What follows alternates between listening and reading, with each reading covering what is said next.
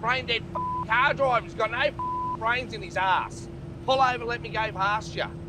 130 km/h speed zone, and he's doing 70.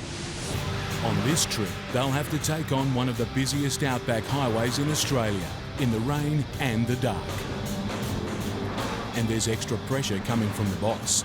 On a rare day off, Bluesy and Nolene have been called in to make a vital last-minute delivery. A 40-foot container. It must be in Kalgoorlie by sunrise tomorrow, in just 14 hours' time. Drop the container off. Okay, wait on, God damn it! The job's so short notice that no one knows what's in the container. Ask the boss what it is, he hasn't got a clue either. Or where exactly it's supposed to go.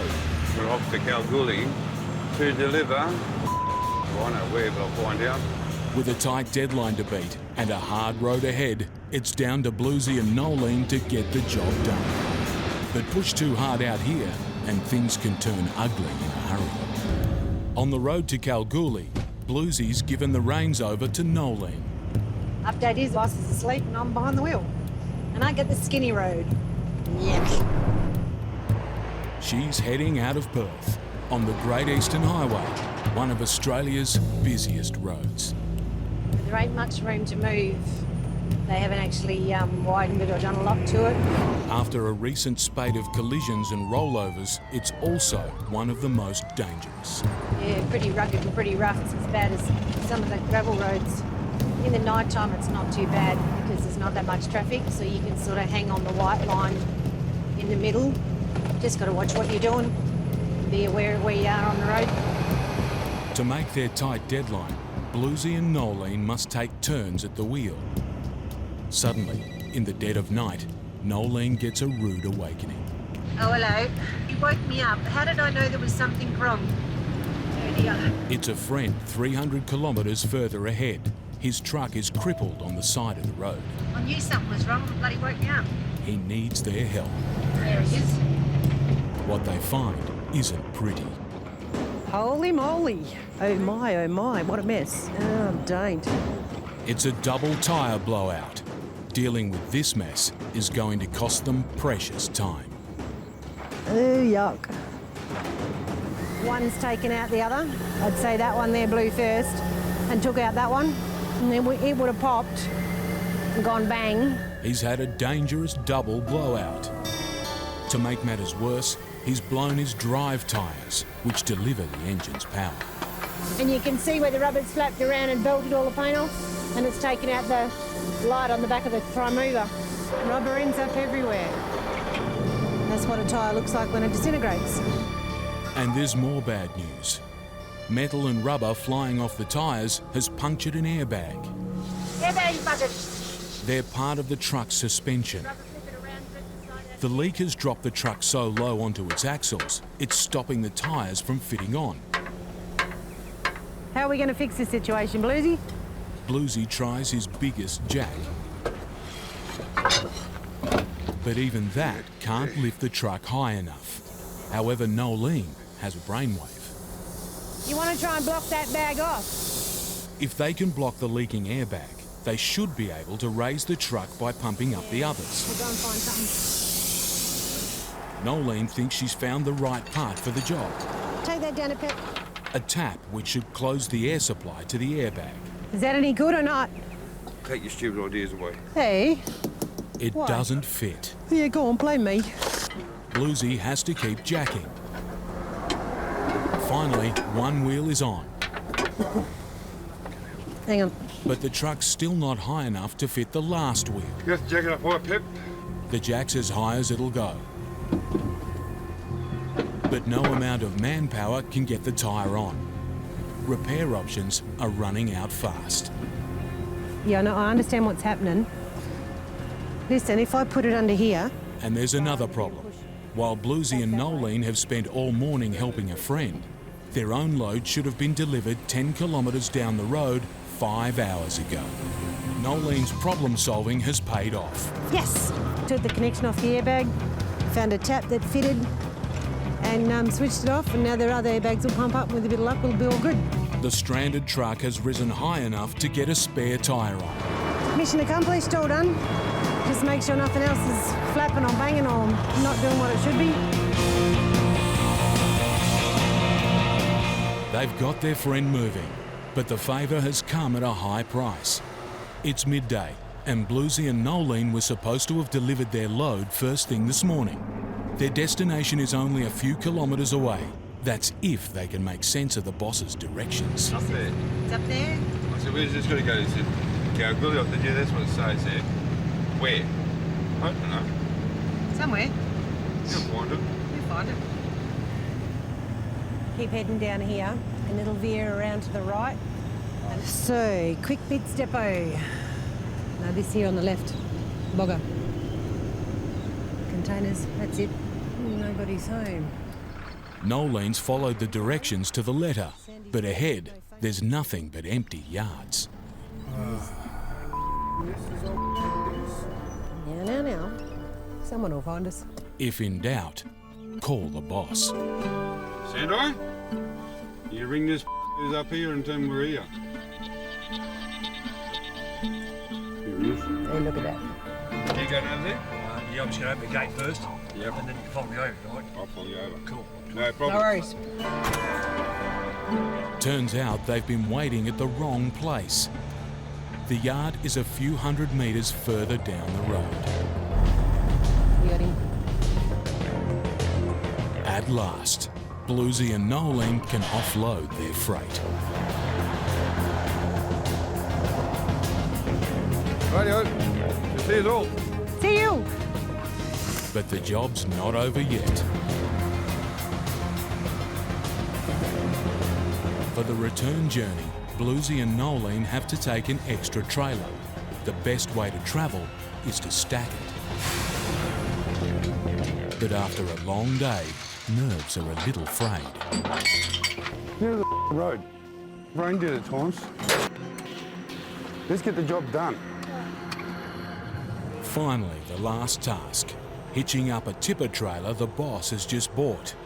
It's empty and should be easy to hook up.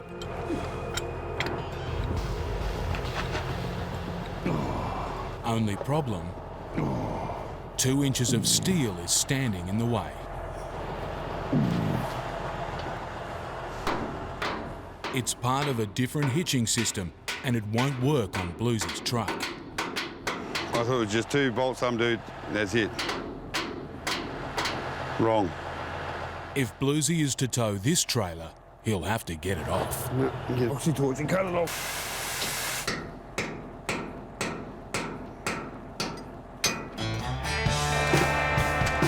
With the problem piece of steel finally out of the way, Bluesy and Nolene can hitch up and head for home. You know, it's good to get back behind the wheel and just wander along. That's the best bit, just wander along. After helping a fellow trucker and a string of delays, they're 6 hours worse off. And in this business, time means money. But in the Outback, there's 2 unwritten rules that beat all others. Get the job done and help a mate in need. Russell McDonough is heading to the community of Nirripie on a mission to crush hundreds of abandoned cars. After surviving 200 kilometres on the rough dirt, Russell's feeling lucky. We're on a bit of a shortcut through to Nirripie. It's going to save us close to 40-odd kilometres by coming this way. It's a lot narrower, but it's actually less corrugated because it's a lot less used. The shortcut will save time, but it's also a big gamble. This is actually a road that I've never actually been on. The biggest hazard we're likely to encounter is just washouts. Washouts happen when heavy rain pools in the middle of the road. Put a wheel in the wrong place and Russell's 100-ton truck could sink like a stone. His support crew, Josh and John, go ahead to check out the road conditions. And the news isn't good.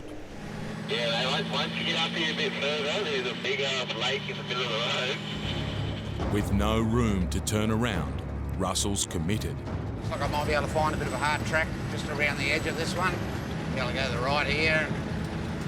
Some wheel tracks that look like it's getting a little bit soft on the edge, but if you lose momentum or develop any form of wheel spin, miss a gear, etc., you can become stuck there. There's nobody else coming along to give you a hand. That's the worst we're going to find here. We're doing all right. While he's managing to keep his truck on solid ground, the battle's not over. Right, we've just got another bit of water right across the road. Just approaching gently. We'll pop this diff lock in. Put it back one full one, and we'll just walk it. What I've learned, the biggest clue is don't get stuck in the first place. I've got to concentrate and I'm listening very carefully to the engine. Any form of wheel spin or like sudden revving up of the engine, I'm going to have to let the engine die right down and just hope that I can lug on through. Making progress is slow going. Russell's falling behind schedule. All right, mate, no worries. With washouts every few kilometres, progress is painfully slow and daylight is fading fast. In an area so remote, with no support crew, getting bogged now would be Russell's worst nightmare.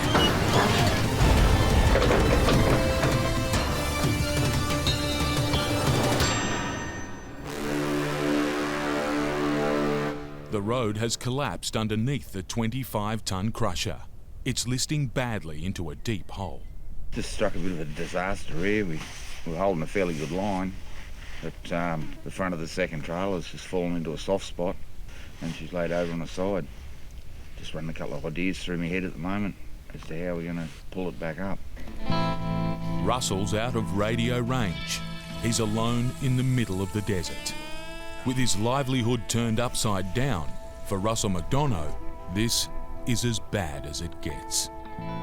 The Shire's agreed to lend us their grader. Russell's hoping that between the grader, his loader and his excavator, he should have enough muscle to get the crusher out. But by daylight, the scale of the problem is plain to see. It's all hands on deck.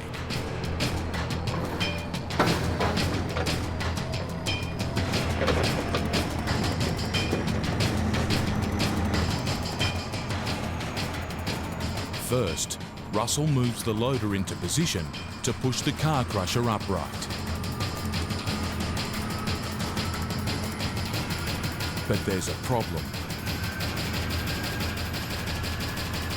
The loader is bogged. Now, Russell's got two vehicles to rescue.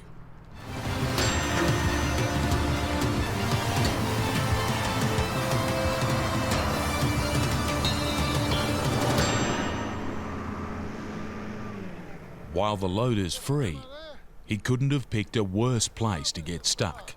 It's still soft here too, eh? Yep. Yeah. Only just looks dry. It's just like soup underneath. It's a water course and the water course is coming through here. An underground river and weeks of rain have made this the bog from hell. It's time for Plan B.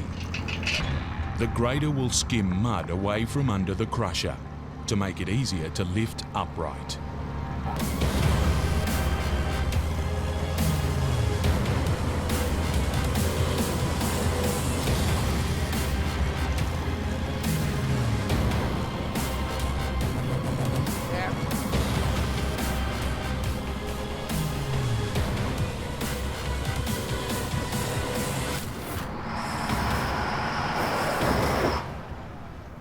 Well, we got a problem here, fellas. Now the grader is stuck. This Outback crash is fast becoming a pile-up. Russell's running out of options. He decides to risk the loader one more time.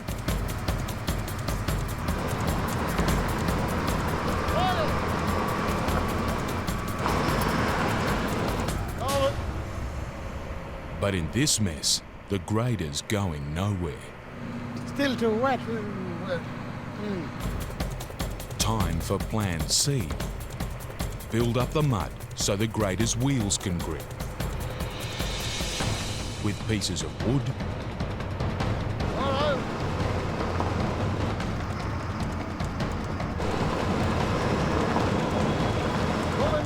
tree branches.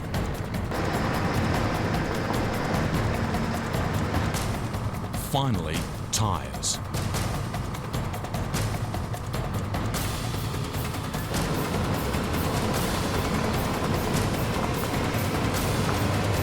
Nothing's working.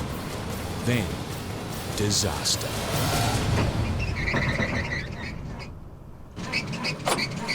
The grader gives up the fight altogether. Now the crusher and the grader are bogged to their axles. After 30 years of driving trucks in the outback, this is turning into the fight of Russell's life. The whole job rests on Russell's mechanical skills.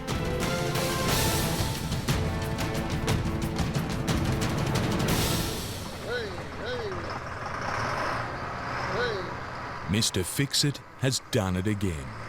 While the grader's working, it's still stuck fast. As the team try and dig it out, the scale of what they're up against is clear. The ground is saturated. It could be up to 3 months before the road dries out. I want to keep working. I've got to get it out. The time has come for one last go. Come on, doggy, give it over. Come on, move it around. Hey, come on, get up there. Come on. Come on. Come on. Hey. You can smile again. Mind you, we're back to where we were this morning, but anyway. Nightfall is just a couple of hours away. Russell's losing time and money. He can't give up. To try and right the car crusher, Russell takes another gamble on the loader in the soft mud.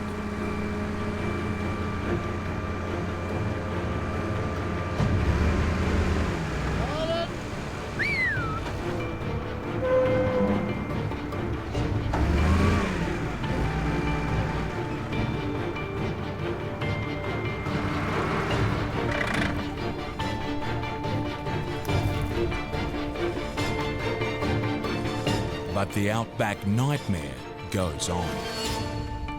The loader is stuck again. We've never had something like this happen before. With every move he makes, Russell's sinking deeper into more and more trouble. If he can't find a way out, his reputation and business will be ruined. This is He must recover the bogged loader.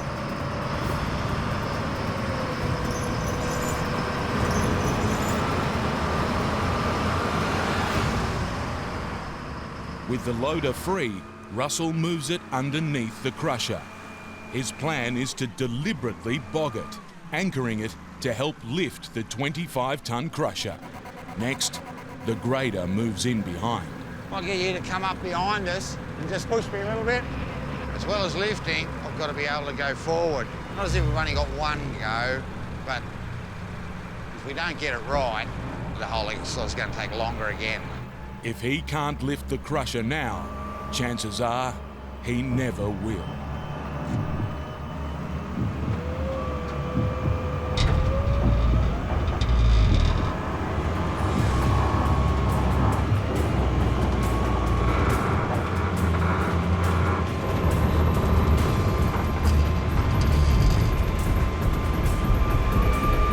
Dougie's going down.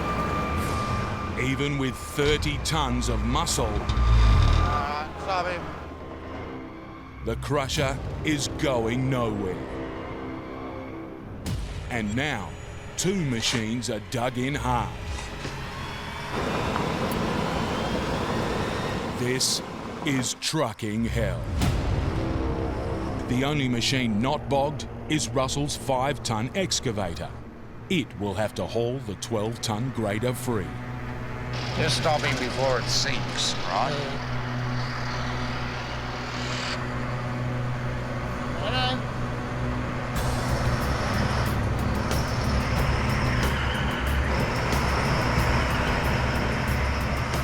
But the grader's only going one way, deeper into the dirt. Russell's team has no choice but to dig the massive machine out by hand.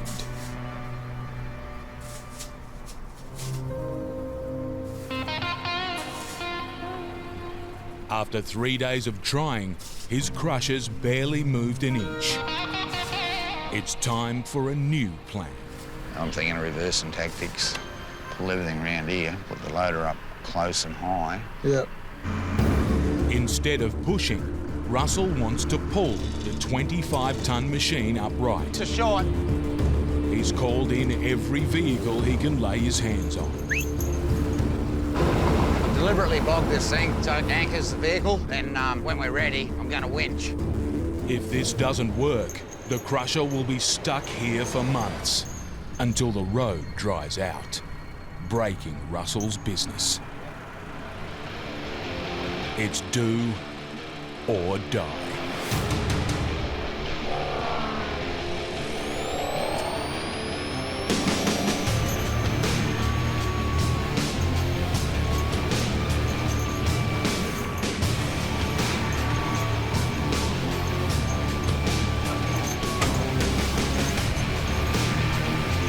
While the plan's working, suddenly there's a problem. It's frayed up at the top there. Yep. If it lets go, it'll take us off at the knees. Sure. The crusher's hanging by a few cables. It's vital Russell stabilises it quickly. We're close, right? We're not there yet. If I release the tension, she'll go. We've got to go and get shovels. One mistake now, and he'll be back to square one. McDonough is working fast to stabilise his car crusher. We've just got to quickly scoot some dirt out from underneath the wheels that have come to the ground, and it's going to come down to level, and then we'll work on getting her out.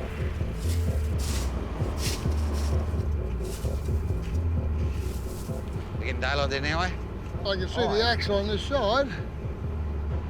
Finally, the wheels are dug out and the crusher's stable, but it's still stuck fast. After 3 days going nowhere, the pressure's growing on Russell. We're effectively 2 full days behind schedule. There's also trucks waiting on us. There's other communities waiting on us. It's not a nice position to be in. Next, he wants to get the crusher onto a more solid footing. We're going to get dug just to try and move it just a little bit.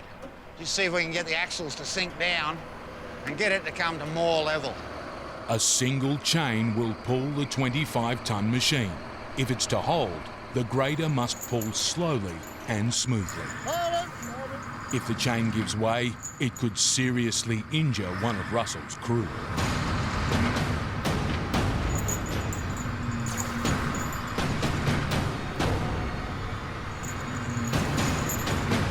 Yeah, with them going backwards and forwards like that, it's going to break the chain. See how much damage has been done here. Imagine if that had hit you, it'd be all over. While the team gets ready for another go, there's a surprise in store for Russell. Business partner and wife, Nikki, has come to see the disaster for herself. The crusher is our main form of income. We need that crusher. After 10 years together, Nikki's seen Russell get into his fair share of scrapes, but nothing like this. I'm just shocked. So I've got all faith in him that he'll get this out, for sure. Maybe not tomorrow. Maybe the next day. It's late in the day, but Russell wants to give the chain one more try. This time, he'll move the loader in close to lift the trailer while the grader pulls it out.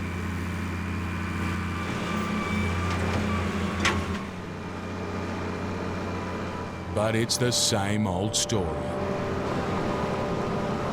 The loader is bogged again. After 3 long days of fighting, the strain is starting to tell.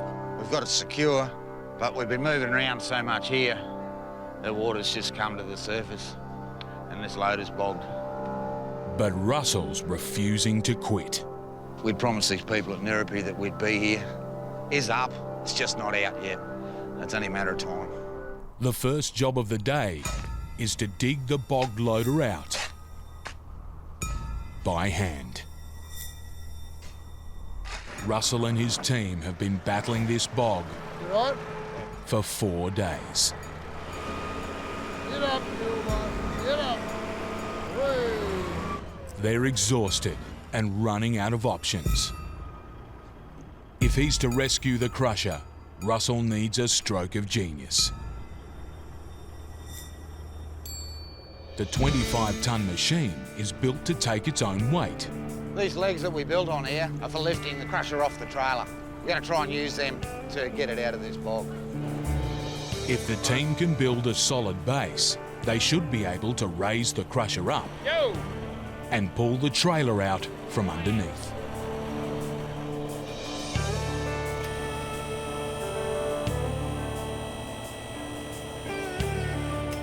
Got it clear.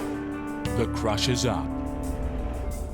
Now Russell wants to try and pull the connecting or dolly trailer out from under the load. Feeling a bit hopeful. I hope that it comes out. It's a vital test of Russell's plan.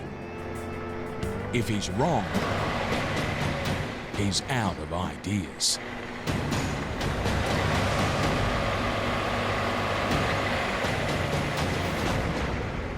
Finally, something has made it out of the mud.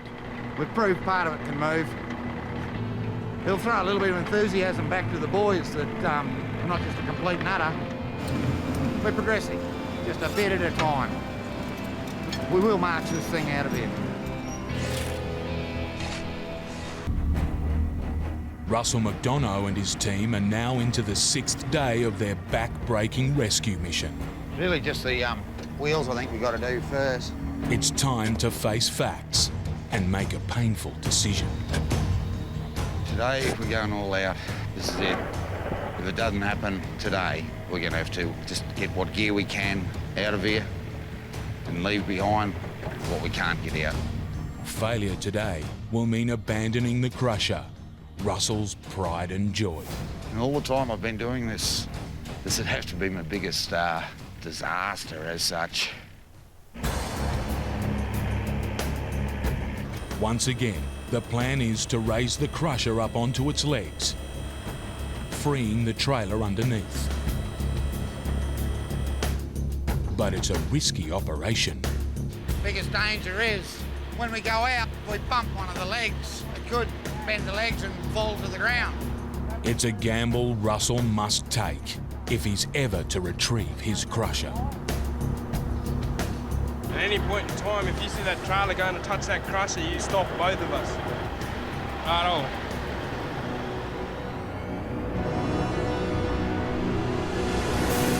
It's now or never.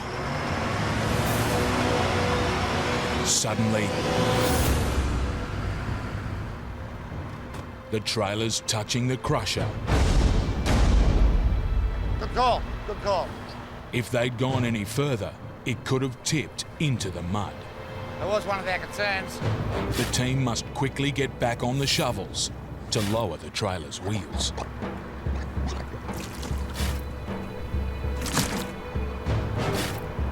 Finally, they're ready for one more try.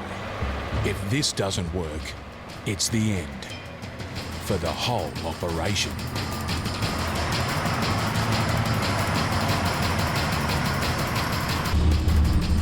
Back in the mud, Russell McDonough is on his last throw of the dice to save his crusher.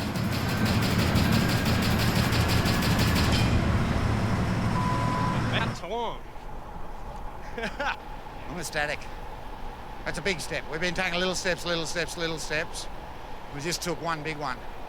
Next, Russell backs a heavy-duty trailer underneath the crusher, ready for one final effort at pulling it out. After everything he's been through, it's one of the biggest moments of his career. This is it. We're going to get this crusher out.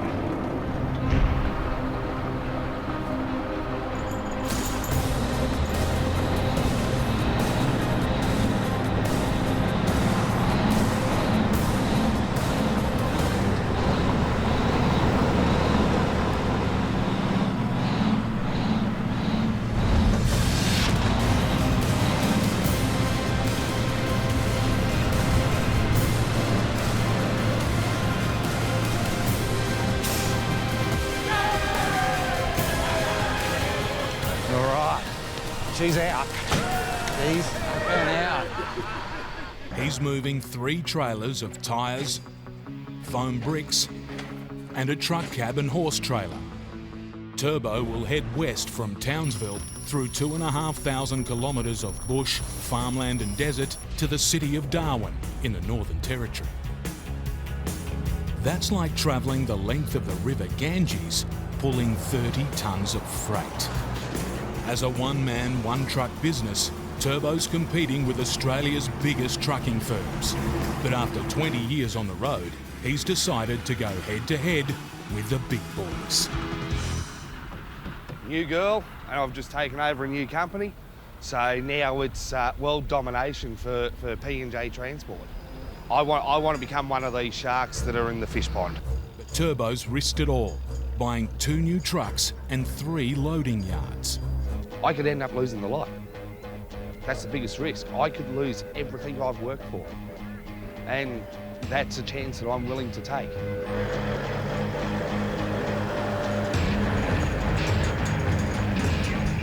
Turbo's heading to pick up a 3rd trailer of freight. Hopefully I can line it up perfect and one snap, bang, done.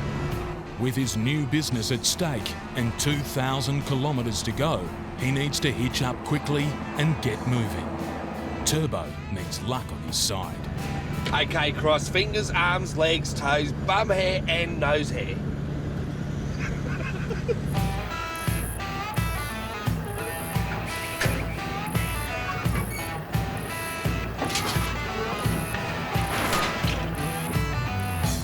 I've earned it. His road train's connected, but there's a problem. The lights on his rear trailer aren't working. Heap of shit lights. Without them, Turbo's going nowhere. Frustrates the shit out of you. With night falling, repairs will have to wait until tomorrow. Next morning, time for repairs, Turbo style. Zip ties and duct tape. Just got to chase the problem, see what's going on. It's not this plug, I've just pulled this one apart. It's shit I don't need to happen right now. Why can't everything just be automatic? A faulty plug seems to be the cause. I'll go get a plug.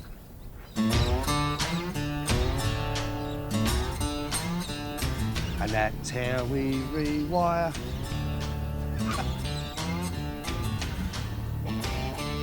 Woohoo, they're on! I nearly fell ass up then. With the truck repaired, Turbo can get moving. To make up lost time, he has a big day ahead. Go Julia Creek to cross to the Curry, from there into Isa and cross over into Northern Territory. Roughly about the 800 to 900 kilometres for the day.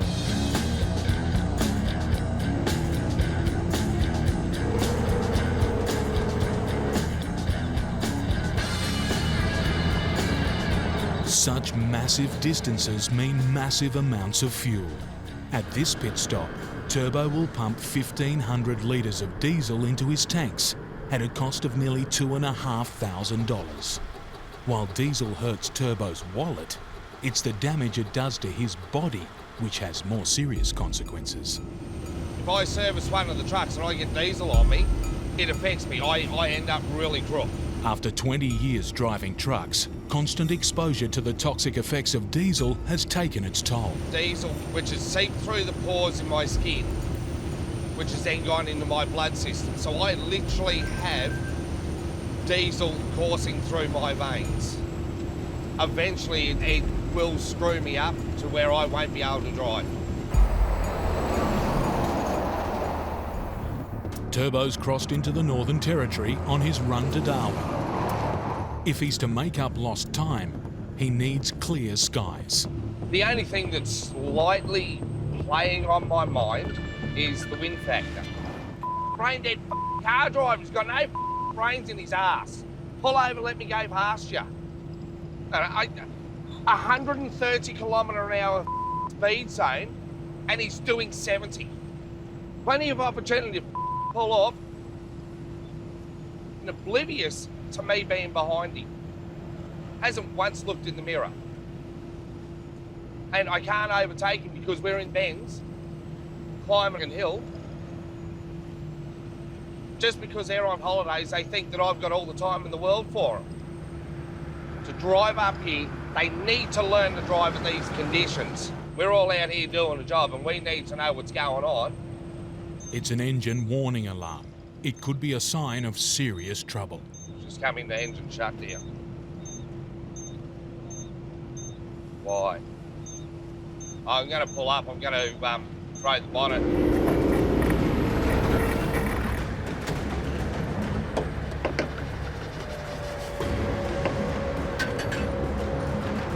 Turbo's had this truck less than a month. To buy it, he's gone deep into the red. If the engine problem is serious, both it and the gamble of a lifetime could be about to blow up in his face. I've just popped the cap. It's got plenty of water. Now all I'm doing is I'm having a look to see if I can see anything. Turbo's hoping it's just a minor fault that set off an engine sensor. If he's to make it to Darwin today, he'll have to risk it and push on. It's coming back to being a sensor. Only thing I can do is keep an eye on it. I'll get to Darwin. I'll get it on a computer in Darwin and it will tell me exactly what it is. If this gamble doesn't pay off, Turbo risks getting stuck in the outback with a massive tow truck bill to pay. And it's not looking good. Come back again. It's got to be. Say it's a sensor. Despite the risks, Turbo keeps going. He still has 500 kilometres to go, and daylight is almost gone.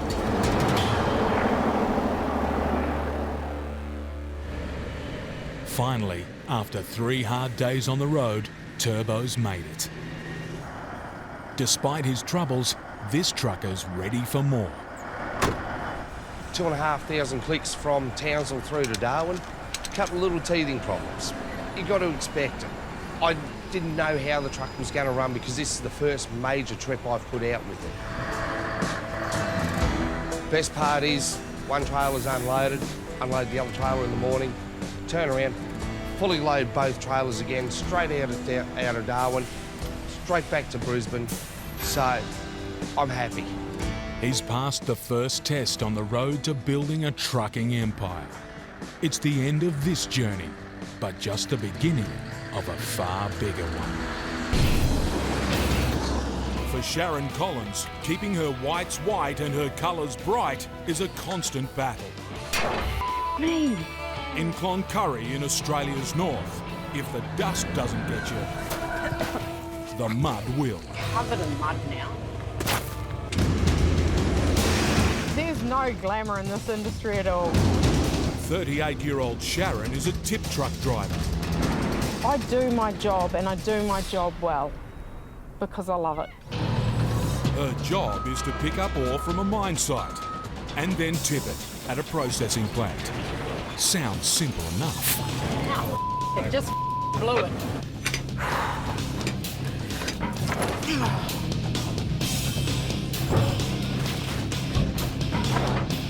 Few men choose a life like this, and even fewer women. It is hard on bodies, it's hard on machines, it's hard on gear. Tyres blow, it's... In Australia, less than 1 in 50 truckers are women. It's a tough life, but I'm a tough person. I need pressure, I need challenges. I'm here because I love these big machines. They're absolutely impressive. Mate, they rock. A run she drives 3 times a day, 6 days a week, for 7 weeks straight. I live, eat, sleep and breathe trucks. Mate, I live in a truck yard. There's nothing else. Today is Sharon's last day before she goes on break. And she's counting on a big one, despite the forecast. I had a look at the weather map this morning and there are predicted showers in our area, so aim to get the 2 in before the storms start. The 2 return trips will take 8 hours.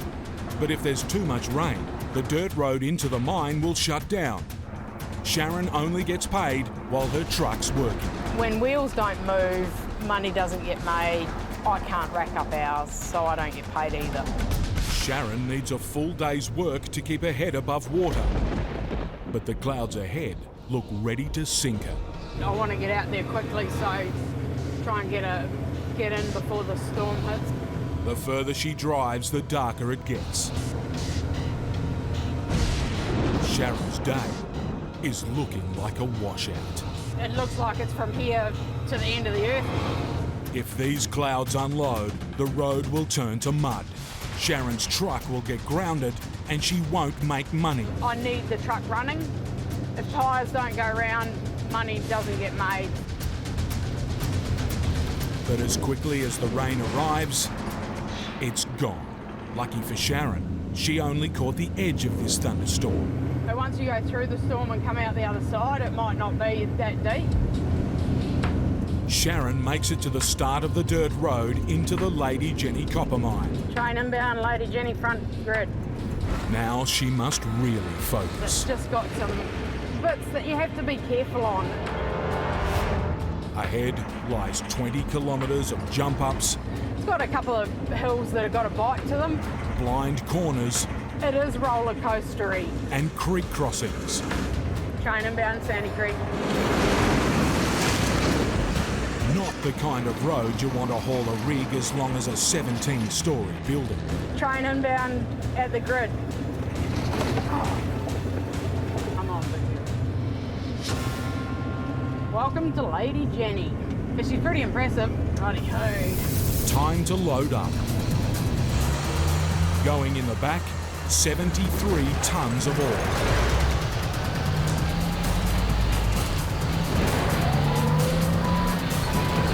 Sharon's truck now weighs more than the space shuttle. Thanks, mate. See ya.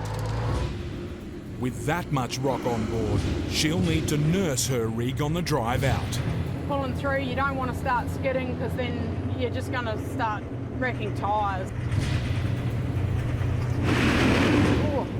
But up ahead, One big mongrel rocket that got to that creek there.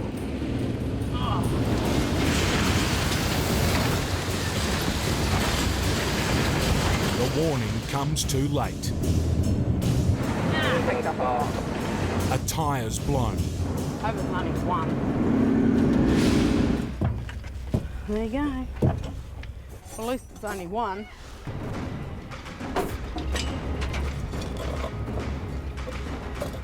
Dust and grit have worked their way into the wheel, This is where a tyre on would be handy.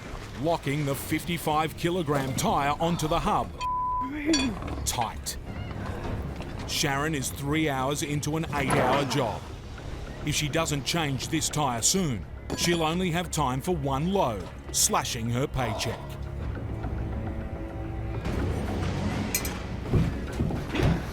Seriously? But after 30 minutes of bruising struggle, Me? the only thing coming undone is Sharon. You might want to stop for a minute, mate, because I'm going to crack it. In the sweltering heat of northern Queensland, Sharon Collins is wrestling with a 55-kilogram flat tyre. Dirt and dust have locked it onto the axle of her truck. Mud just gets in between everything. She's been at it for over an hour, but the wheel hasn't budged. I did 6 of these one day.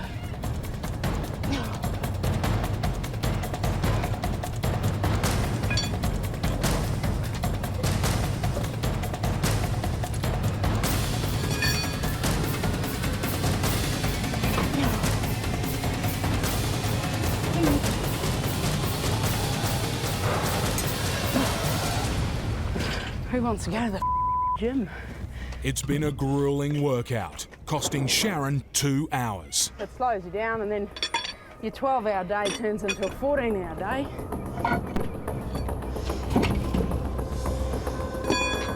Man, it's hot. Sweating.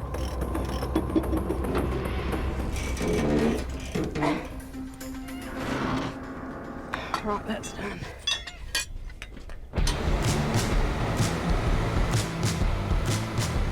Sharon makes it to the safety of the bitumen.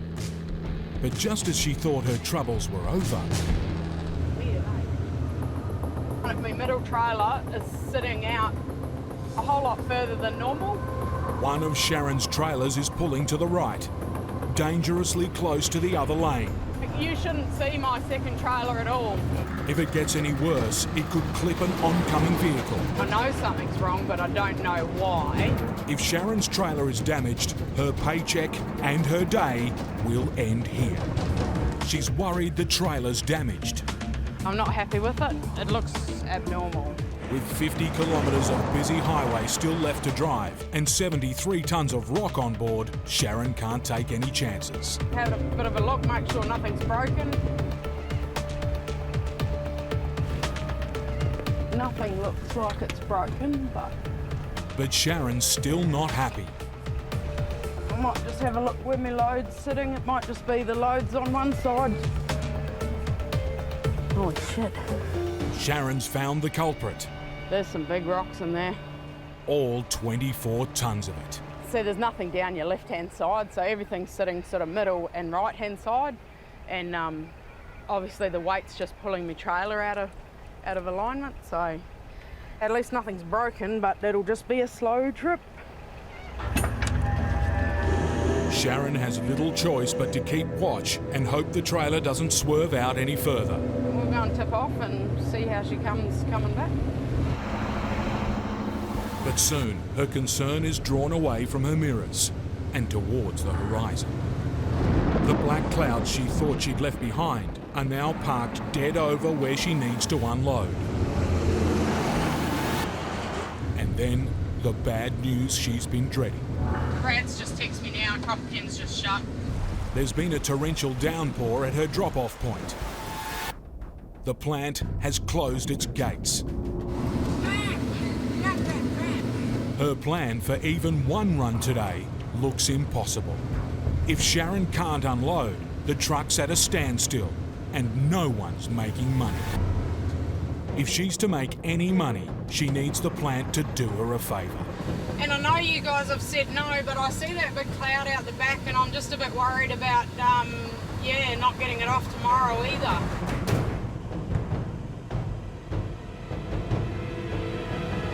Righto, mate, I'll be in there within half an hour. Thank you very much.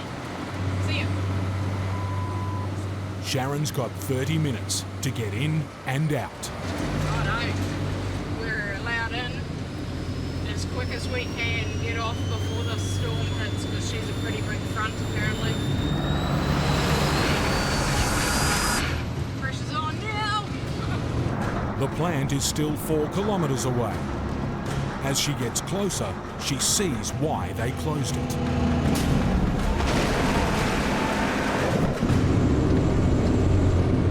Sharon's truck is the first here since the downpour, making these uncharted waters. Unreal.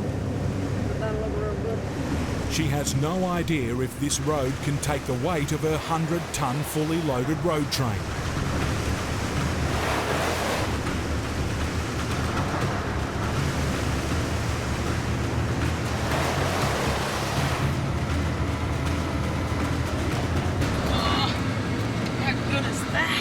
We were skidding the whole way getting them trailers through. Road train from the Turkey's Nest to the crossroads. Train inbound from the crossroads to the bottom of the rung. She's made it to her drop-off point with time to spare. But then... Wow! I don't want to go through that. She had to plead to get in here. Now she's wondering if she'll ever get out. It's all too boggy to drive through. She's got 10 minutes to unload 73 tonnes of rock and she can't afford to get stuck. See, I'm slipping. She needs to keep her wheels moving and unload at the same time. We'll just have to go around and round and round. But the more she moves, the more chopped up the ground gets. Keep moving, keep moving.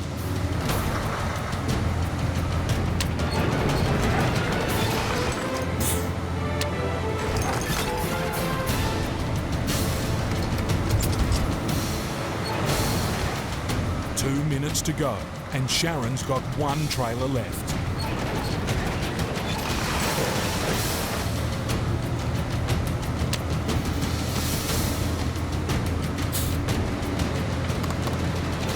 Road train off the ROM to the crossroads, outbound. Let's get them over here. It's been a grueling day for Sharon. She's wrestled rocks, tyres and trailers to move just one load. But now, after 42 days of the same, she can finally take a break. That's done. That's the last load. We're out. Sharon's taken on some of the meanest trucking in Australia to move a mountain. It's a tough life, but I'm a tough person, and I think I do my job, and I do my job well because I love it. The last 350 kilometres are up the infamous Tanamite track, taking him past the equally infamous Wolf Creek Crater. I made a movie there. But Johnny's first challenge is loading. Go in this end a bit. 9 tonnes of uneven steel is an awkward jigsaw puzzle. What we try and do is get all the flat steel on the floor of the trailer, try and make a platform so all the heavy stuff's on the bottom. That end's got to go in a bit. The hardest fit are the A-frames. You can't really sit them on anything because you'll end up rubbing a hole through something else. Side shift. He thinks he's got it. That'll do. Now to try and hold it in place. Probably here tying shit on for a while anyway. It's a big job, calling for 300 metres of straps. Just tie everything on with rope once. Yeah, these are one of the best inventions ever. They look like they're glued on really good, don't they? But they'll try to escape. That's it. With the job done, there's only one place Johnny's going now. Wake me up when we get there. For tomorrow's road, he'll need all the rest he can get. In Karratha, it's departure day for Johnny Dow and his double road train of housing steel. This part of Australia is a mining hub with some very big trucks on the road. The only way of knowing if one's around the corner is over the radio. Northbound 218 metres, mate. No worries, mate. I'll pull up and make some room. Yeah. They'll have anything between 50 and 100 tonnes sitting on the truck, so you let them have everything. Yeah, you don't really want to run into one of those.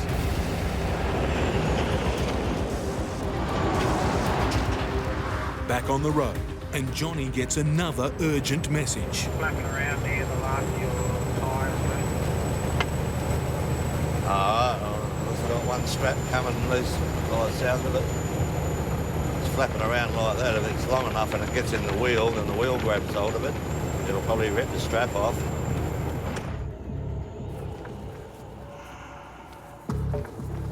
Well, this one here looks a bit loose. That doesn't look right, does it? Johnny's only 2 hours into his run. That's broken. Snap clean off. On smooth bitumen, he's already breaking straps. Bit short now. It's not looking good for the rough dirt ahead. Johnny Dowell is only 2 hours into his long haul to deliver house frames to a remote community. But already things are coming undone. That's broken. Snap clean off. Straps are the only thing keeping the load on Johnny's truck. Lose too many, and a 5-bedroom house could slide off his trailer. All he can do is replace it and pray he doesn't break any more. This is on the lovely part of the road. How are we going to go when we get out there? With time lost fixing his load, Johnny's deadline is entering his thoughts. I've got to be in Bogged by 12 o'clock tomorrow because they've booked the machine to unload it. He needs to get a push on. But not everyone appreciates his urgency. They come out and scare the shitters out of everybody using the road. And there's no shortage of them. One way or the other, this car, I better get out of my way. I don't know what I'll be saying. This trucker, this bloke's ass. Northbound road train approaching the mini bridge. Boat still hanging in.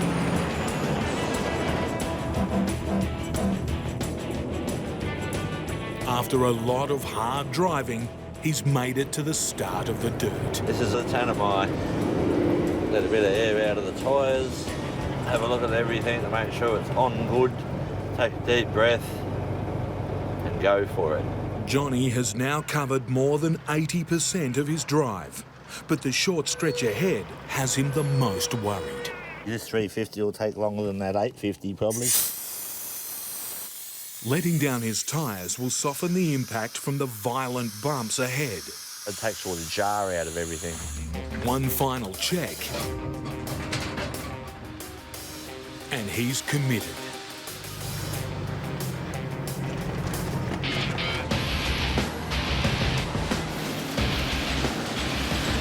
The Tanami comes out swinging. Johnny knows his load is getting battered. It's continuous wriggling. But with all the dust, he can only imagine the damage. I can't see properly.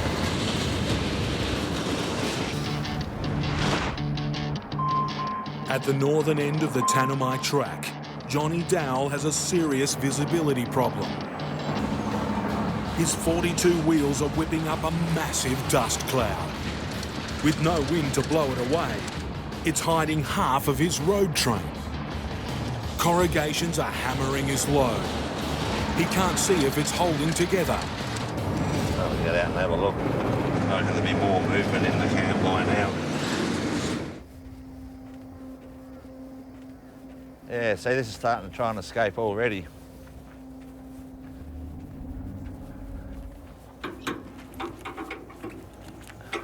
Look at that. That one's broken, is it? Loose one. It's a depressing sight, especially so early on the dirt. I've probably only done 20 Ks out of 350. Johnny's only brought 20 spare straps with him.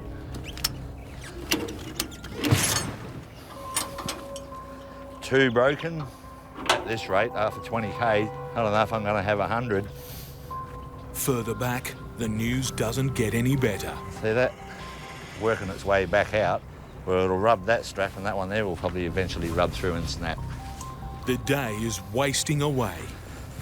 This might be one of those jobs where you wish you were getting paid by the hour. It's not looking good up here.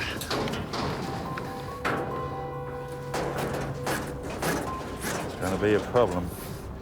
With over 300 kilometres still to run, Johnny's delivery deadline of midday tomorrow is looking shaky. Great, 3 straps already. And we've got movement in the camp back there, so I'm expecting to go through a few straps on this one. Owner-driver Johnny Dowell is limping up the Tanami track. After only 20 kilometres, straps are snapping and his load of house beams are shifting. It's that one bundle that's given trouble.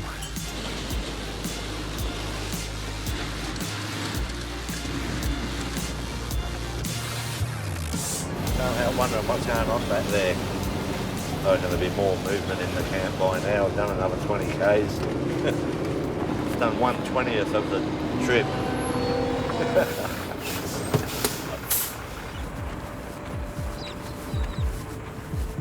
That one up there is going AWOL. It used to be in line like that one there. Now it's going sideways. Johnny's load is on the move, in a bad way. This is a nice trailer. That was a naughty trailer. Constant jarring from the road is inching the frames out from underneath the straps.